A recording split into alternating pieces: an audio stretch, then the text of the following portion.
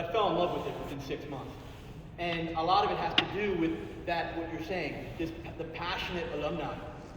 You know, it's something about this school, and you and I, we tried hard to tap into Southwest, and there are people there, don't get me wrong. But High Point Central, it's a special place. And I think when I ask for that help, it's more kind of trying to work together to say, hey, listen, Hettenbach's on the same page as you, Coach David's on the same page as you, we got to get together. You know, like, if that Darren's saying, hey, Kevin, I'll go up with you. Come on, let's talk to him. You know, and unfortunately, like, you know, Tony, I can talk to you for 2-3 hours. You know, and it's positive and negative. But I think that's where I need help with the social media. There's no shots or anything like that. It's more like we're all in this for the same reason. Now let's talk on the same page. Because there are so many people out there that I know want nothing but great things for High Point Central. One other thing I would like to add to that, if you don't mind, Mr. Hettenbach, is you know, in education. Oh, Mr. Price, did you have a question? Oh, sorry. This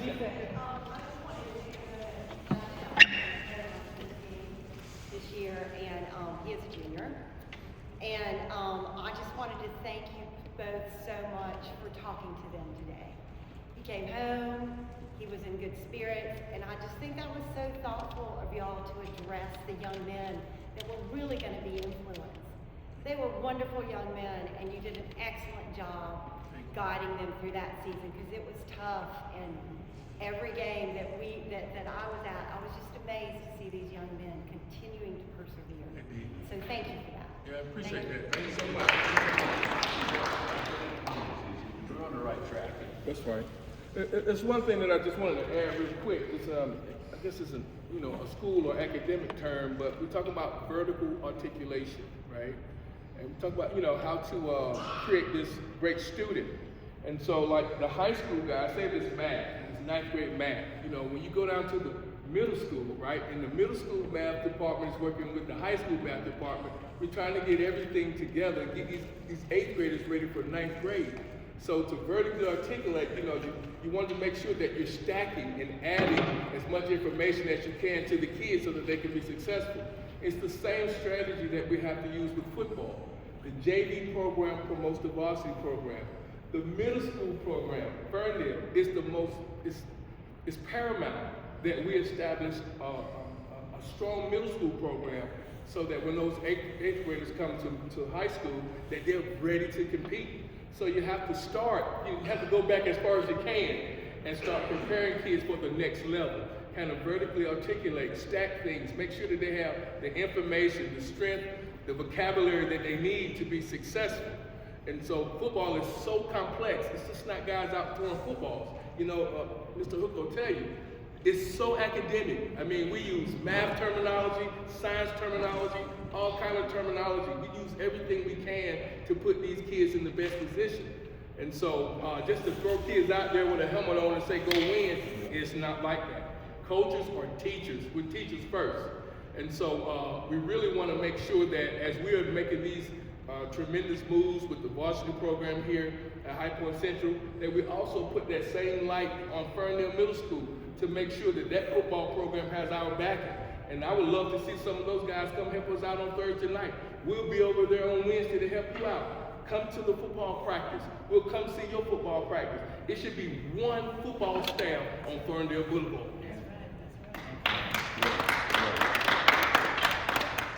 So I know, I'm sorry, Ms. Shaw. Hey, I have a question. I came in a little late, and so it may have already been addressed. I hear a lot being said about the students and making sure they get the resources that they need, and that we are, condensing our program to only focus on JV. What are we doing when it comes to coaching? Coach, I know you came, and it was challenging, with the staff that you had. So what is being done to recruit more coaches to want to come to the Boulevard for Ferndale as well as High Point Central? Like, what are we doing? Yes, thank you. That's a wonderful question. And Mr. Hettenbach had already just introduced a couple new coaches that we're really excited about having. Coordinators is what we really needed. But the biggest situation, the biggest challenge that we face is getting them in the building. You really want your coaches in the building. Like, it takes all of us to stay around these kids all the time, because there's so many things, so many opportunities for them to get off track. the more coaches you have in the building, the more successful your program will be. So really, out of the staff last year, I was Coach Stafford and myself was really, I think, the only two coaches that was in the building, right? And so we had a small group, but just think if you got 100 kids and you got 1 or 2 coaches in the building, there's a lot of holes there, a lot of opportunities for kids to get missing. Oftentimes we don't even know, if they didn't come to school that day. But when you got many people in the building, they'll know. We'll make phone calls home, make sure those kids get there. Coach Stafford and I last year, we took them kids home about every night, right? 2 people. But if we had 7 or 8, fewer trips for us. And so we do need coaches, but we don't need people that's going to come in and quit on us. Right? We need people who we can depend on. The last thing these young boys need is another man to walk out of their life. So to add to that too, I take a lot of responsibility with this. So there were very few on-campus coaches when I got here. And building relationships with these young folks, even checking on attendance, behavior, home needs, everything. Being an on-campus, it doesn't mean that an off-campus coach can't do that. Coach Shaw is an off-campus coach, and he does a great job at it. But I can only imagine, knowing the type of coach he is, oh my gosh, if he was on campus all day long, just the information he needs to do a better job, okay?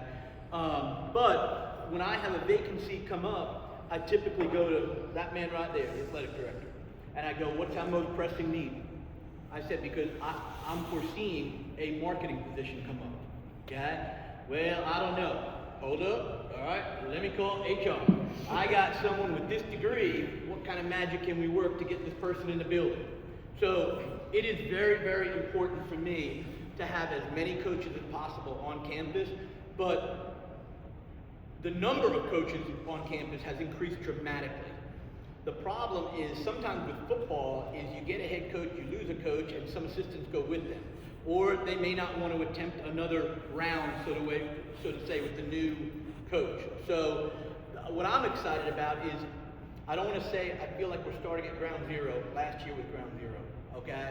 But I feel like now we're in together a whole year. My conversation doesn't necessarily have to happen with him. I can be going, Brent, listen, I got a PE position. We know PE positions. Whew, okay? Do you know, and I go, do you know anybody that can fill that offensive coordinator position badly? What I admire is that my coaches have learned to talk to me too. It doesn't have to come to them. So they know when they're seeking stuff, hey, Ms. Hettenbach, I've got a friend who coaches this, and if anything ever opens up, okay? I just, with Mr. Collins, spoke to your niece, Ashton, today, okay?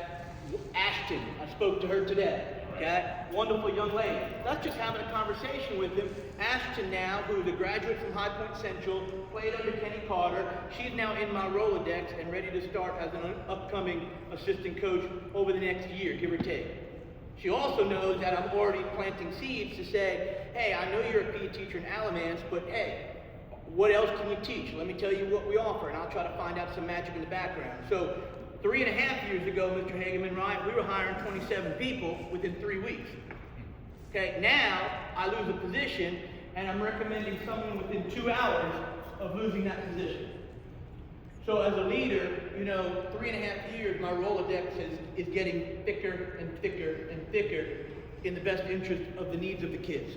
So if that helps. But a lot of that weight falls on me, not necessarily him, but I have to make sure I'm helping him out, and however our needs are in the school.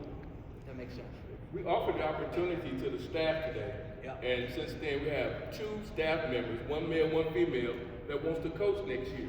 And that is amazing. So right now we're sitting at about 5 coaches that are in the building. Right? Okay? That's all right there. And so now we're gonna have to work on coaching, just like teaching. It's pedagogy. We're gonna have to become great coaches. We gotta know our information, know our opponent. But it's no different than what goes on in the classroom. We just gotta get the information to the kids, hold them accountable, get them going, and we'll be fine. We're gonna be all right. We're gonna be all right. I'm excited. I really am. One of the hardest non-instructional decisions I've been a part of, but also one of the most exciting ones. I really am. Okay. There are a bunch of key people in here. I'm hanging around for a while, even though he got me a little hungry. We're talking about chicken legs. But Coach David's going to be around, Coach Vogel, Coach Repsko, Coach Shaw, Coach Downey, Coach Stafford.